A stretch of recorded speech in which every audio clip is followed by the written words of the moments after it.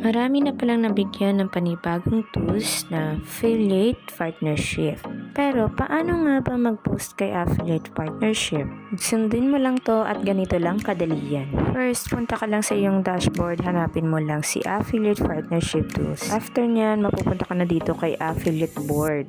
Ganito na pala yung makikita mo kapag nakapag-sign up ka na. Madali lang naman mag-sign up guys. Click nyo lang yan, then next ka lang. After nyan, pumunta ka na dito sa mga product. Sa board ni affiliate, may makikita ka ng mga product, meron ding search bar. Syempre, depende pa rin sa product na gusto mong i-affiliate. I-scroll mo nga lang yan, then next tayo sa sample. Halimbawa na lang dito sa 24 ribs umbrella. I-click mo nga lang yung product na yan at mapupunta ka na dito. Makikita mo dyan yung copy link, view, Shopee, and heart. Yung first, i-heart mo muna para ma-add siya sa add favorite. Ano nga bang purpose ni hearts? Ito yung makalimutan mo man yung product, pumunta ka lang dun sa favorites mo. Andoon lang yun. Next, view on Shopee ka na.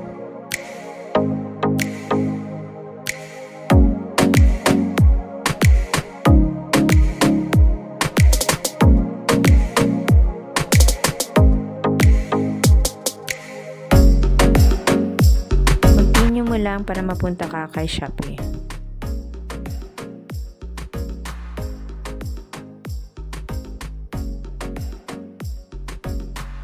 Pagdating mo kay Shopee, click mo lang yung arrow sa taas. Pag kinilik mo yan, may lalabas na mga icon sa baba. At makikita mo din sa bandang gilid ang commission ng product.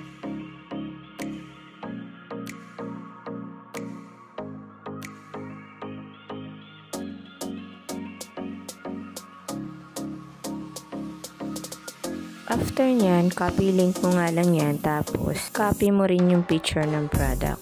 I-save image mo nga lang yan. Click mo lang yung save image para ma-save mo ang mga picture.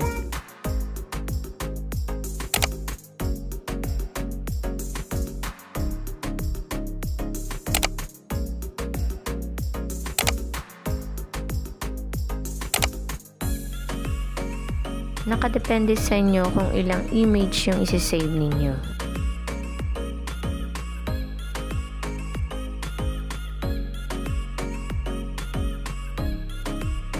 After nyan, mag-back ka lang hanggang sa makarating ka ulit dun sa iyong partnership board ng affiliate. Next, create post. Click mo lang yan.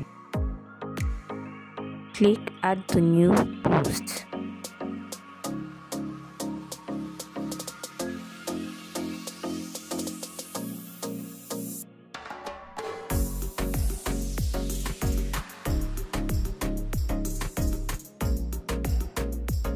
Then next, hanapin mo lang si image sa iyong gallery. I-paste mo lang yan, then i-crop mo lang. Then after nyan, ilagay mo na yung description ng product. Bahala ka na syempre kung anong gusto mong ilagay. Paste mo na din dyan yung link na kinapi mo kanina. After nyan, i-post mo na.